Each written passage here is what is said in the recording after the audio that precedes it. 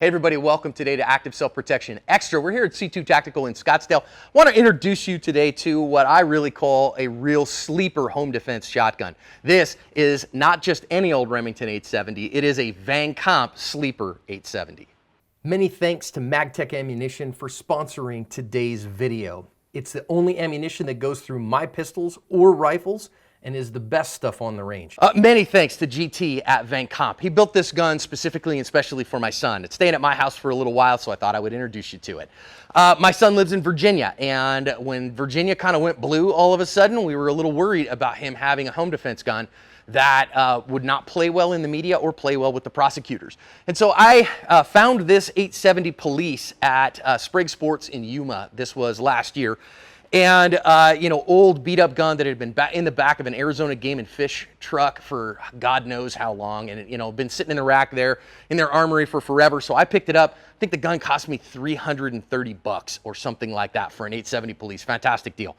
And so then I sent it up to Vang, to Cody and the guys up there. And GT worked this guy over for me. And he did a couple of really cool things. Number one, of course, Vang always puts their backboard barrel in and does a job of recontouring the barrel so that this gun will pattern amazingly. He also put the porting, the compensator, in the top here, and in particular that keeps the muzzle nice and flat. Now he put a high visibility fiber optic front sight in it and a speed rear sight on it. So this gun is a very fast sighting gun. It's got a really functionally pistol sights on it, but they're very fast and easy to acquire even in low light conditions. He kept the wood furniture on it, which I think is delightful. They also put a magazine extension in it so it will hold 7 rounds. Of course, that makes this gun not good for duck hunting anymore, but think about this particular gun. If you, God forbid, were to get in a home defense shooting and you were to have to, shoot somebody who had broken into your home, as opposed to an evil black rifle, what the media is going to see, what the DA has in their hands, what the jury is going to look at is something that looks really identically to Grandpa's duck gun. It is absolutely a sleeper. They did also finish the entire gun and Cerakoted it a nice kind of gunmetal gray, so it is as low pro as they get, but it also still does all the Vang delightfulness. The only thing I have put on this gun is we have put a Wilderness Tactical 2-point just enough stretch sling, which when I brought it over to my house for a little while, it got switched over to the left-hand side because I am left-handed. It does have the Vang extended 870 safety as well. Again, just a crossbolt safety, but having that a little bit bigger, and it's on the right-hand side for him, for my son, gives a much more tactile place, and it's easier to take that safety off. So, fantastic shotgun. But of course, one of the things that we have to do that we say all the time is that every shotgun is a special snowflake. So I'm sure people are going to ask me and say, but John, how does that particular gun pattern? Well, it's a good thing I have a few Federal Flight Control 8-pellet double-aught buck here. So let's step back to the 10-yard line and the 15-yard line and see how this gun patterns. Okay, we're standing here at the 10-yard line. We've got a clean USPSA target. So I have Federal Flight Control 8-pellet double-aught buck. You guys know I love this stuff, but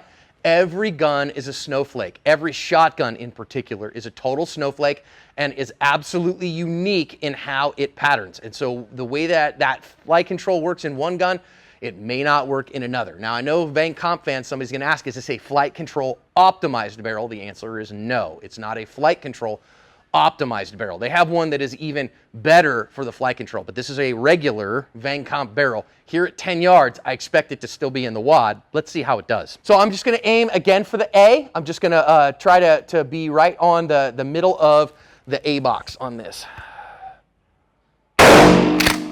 Okay, try another one.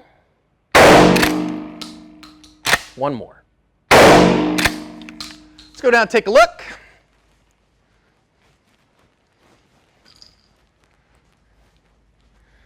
Okay, so you see the rounds 2 and 3, actually on this barrel, you can kind of see that this was the first round, and actually the wad had just separated, so we had all of our pellets right here, and this little bit, wad was off.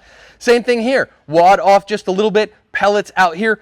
Third one, I pushed it a little bit left, and it looks like wad and pellets are still together. So let's go out to 15. We'll take a couple shots at the head box and see how it patterns there. But here we have a column of nasty for sure at 10 yards. All right, so we're at the 15-yard line, and now again, I'm only aiming at the head box A so that we've got kind of a clean place to look. I'm not telling you that, okay, our 15-yard headshots there. We might be able to do 15-yard headshots with flight control double-aught buck here, but we're just using this as a pure aiming point right now, okay? All right, let's see what we got here. I got that. I got to see my sights correctly.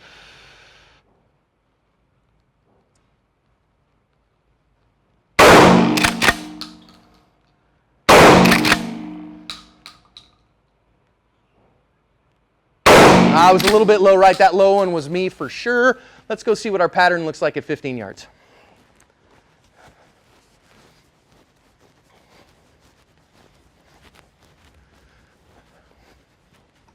Oh, okay, so it looks like wad, and we look here, let's see how many we got. So I don't know if some of them were in here, but you can see this pattern here at 15 yards.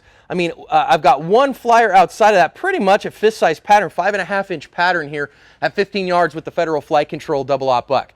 And so I started asking the questions, at 15 yards, would I want to take a headshot with this gun with a buckshot load? No, I wouldn't. I honestly wouldn't. I feel like that's kind of getting a little close. You know, that's pellets off the headshot box.